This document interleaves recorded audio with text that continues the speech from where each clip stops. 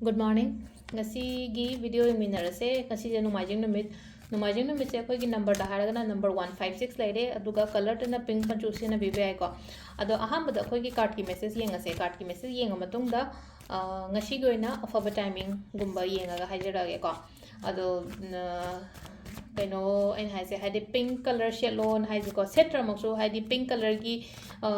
phi ni khangde phi machet kumba kai gumba dumai taraga dum happy be ai ko isaga loina raga chapi ba so important oi ba thabak layena khalase exam tha doine ama tau doine kaina ga haraga di aduga hari ba number 156 so khut oi da gumba i ba su yai keno tawbagi hadi angel numbers ngi ipi di se ado sida ahambada khwai ahambada ko card ahum katang lothok chare ko ahum ai nungti gi lothok do mai na hari card number 1 card number 2 and card number 3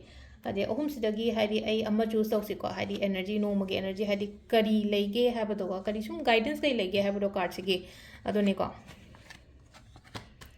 khwai first se kitang confusion gumba katang lai gani ko hari confusions lai ba hari kitang clear oi da bu aina tawdu se kari no habe chamam na bakra ado sida ko hari chamam nagano sida hari chamam nagano haragadi ishana phazana sida mi se blindfold tawra leise mami che khumjalaga lei ka mami che khumjalaga leise just check kadi lo tho odu do hari khumjalaga lei ba mi che hangdo o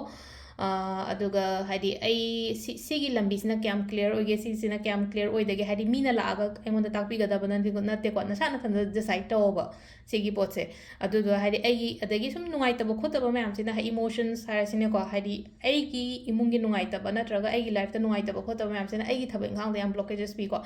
adu na yaringe ketang ko haidi let go to holo khare ignore to haidi problems lai base ko isa da hoji problems lai ngale problem lai taba mi bu kana yaw ge adu na haidi just a koi gi life ki part mane khandu oga ko haidi kitang ignore to to ko so mo am se haidi problem se ai khatang da na te ko mi ko dimang loina leiba nga tane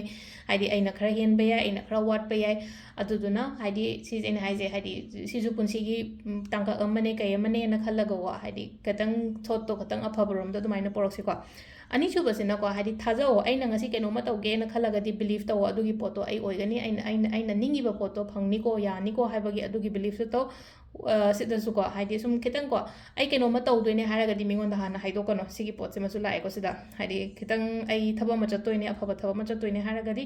adu ai thaba ngasi ju yam keno ma laye adu chatoine ko toine nga mingon da kem haigano ai gi tawun to ko chup chap ta kai da tawraga lakpa aduga ahum su bagisna hadi yam nungai ai phano ina lai ko ngasi ko haraga imung manung oiro nungsi chana na khona adu maina oina leibase ko adu timing ki oina haraga di ayuki pung 3 ka minute ahum dagina trama thoiga mari phawum lere ko adagi ung 12 ga minute ku mari daina pung amaga minute fu mari phawum lere dagi mari ga minute kun manga dagina nungdangi pung 8 ga minute kun mari phawum lere duga nungdang athing bagi na ko 12 ga minute fu mari dagina pung 2 ga minute kun mari phawum lere duga nungalam dagina mari ga minute mari next day gi sisna ko hadi next day nungalam dagina mari ga minute mari daina pung manga ga minute nifu mari phawum lere ko sisna ko gi ngasi gi oina afaba timing adu sida lere ko card message se ma'am thank you